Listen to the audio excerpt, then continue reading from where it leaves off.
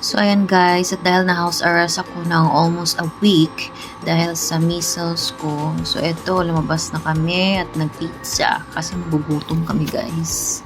O, tingnan nyo naman ang ginagawa ni kuya, tinatap-tap-tap-tap lang. Tapos, minamasa-masa niya dyan sa malinis nilang mesa. And then, I wonder anong gagawin niya sa susunod. So, tingnan na lang po natin guys. Kasi parang anong ginagawa ni kuya sa likod? Okay. So, yan na yung lutuan nila. So, sa loob po dyan, nandyan po yung pizza. Ayun, nilagyan na ni kuya ng tomato sauce. Or, I don't know how you call it. Basta red sauce. So, tapos, ayun, cheese. My favorite. Ang sarap ba naman ng cheese? Tingnan mo, ang dami-dami, guys.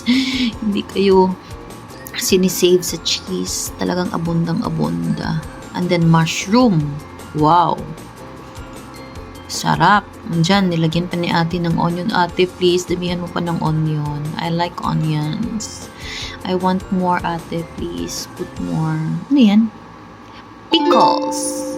My favorite. Pickles. Ang sarap.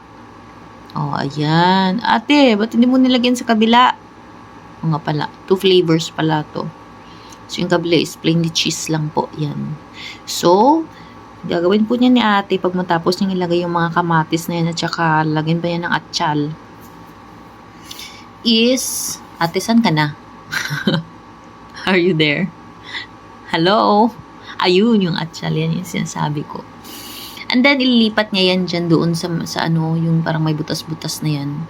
Tapos, si kuya na will do the magic. Lulutuin na yan dyan sa loob. Ang sarap. Hindi